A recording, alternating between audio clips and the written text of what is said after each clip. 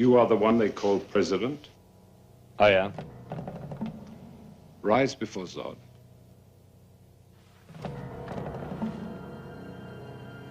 No. Kneel before Zod.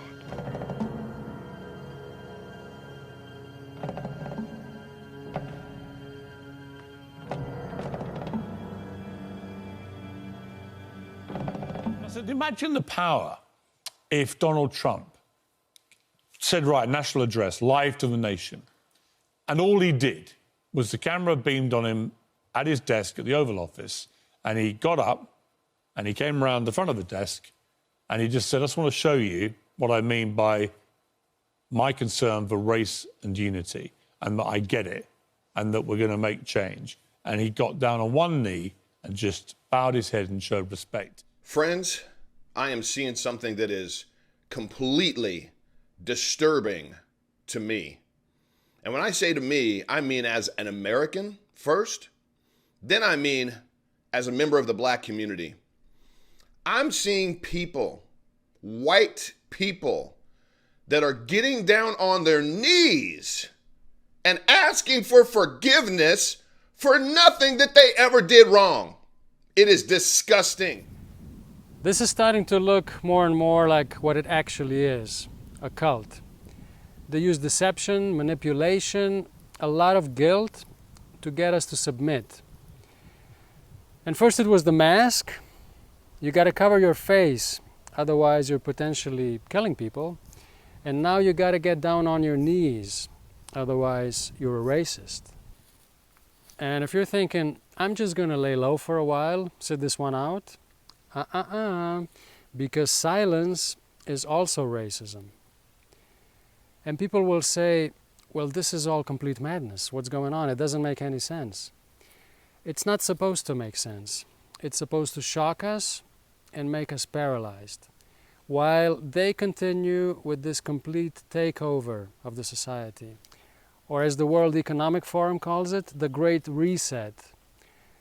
So it's an economic reset, a political reset, and also a cultural reset. In other words, obliterating everything so that on the ashes of the old system, you can build a new one.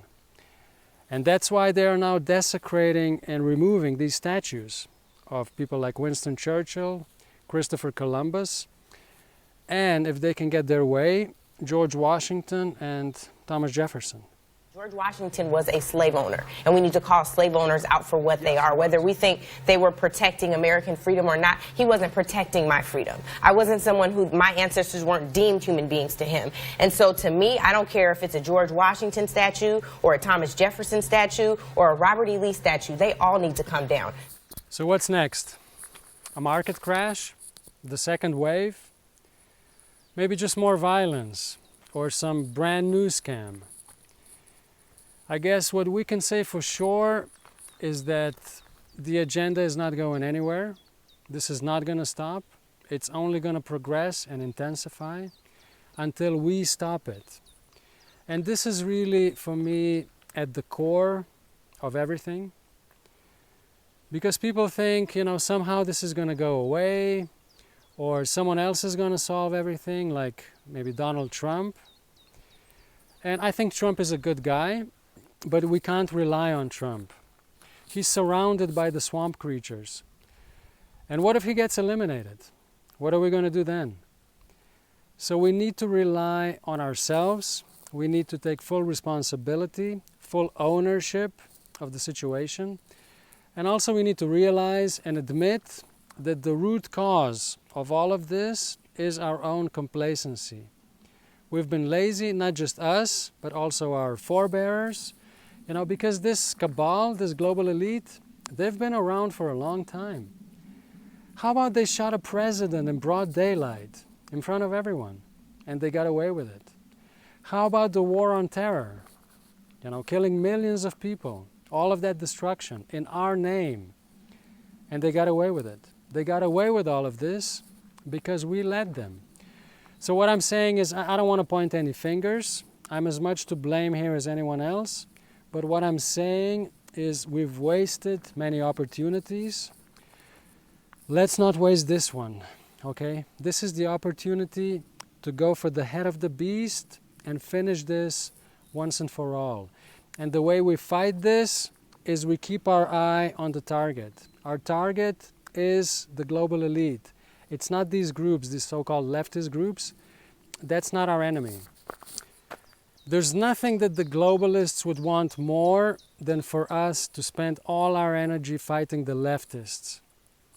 This is not the way to win. We need to go around these leftist groups and straight for the head, straight for the global elite. That's how we win. Because, you know, all these, the Antifa, the BLM, all these people protesting and rioting, the vast majority of them have no idea what's going on. They actually think that they're participating in something positive. Now, you may say that they've been brainwashed, which they have been, and that they live in a distorted reality, which they do, but they're not the enemy. That's my point. And if these people actually knew what was going on, they would want to join us, which they should. And that would be the best case scenario for some of these leftist groups to join us, and let's go for the beast altogether.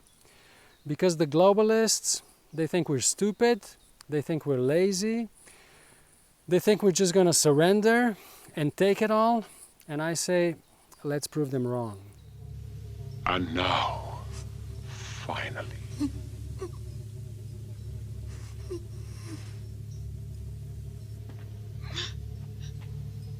take my hand and swear eternal loyalty.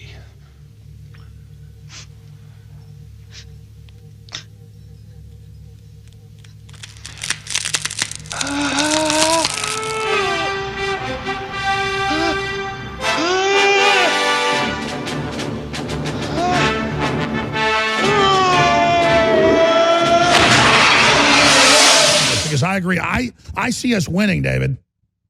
Well, I mean, I haven't come here to lose, or there will be no point in that.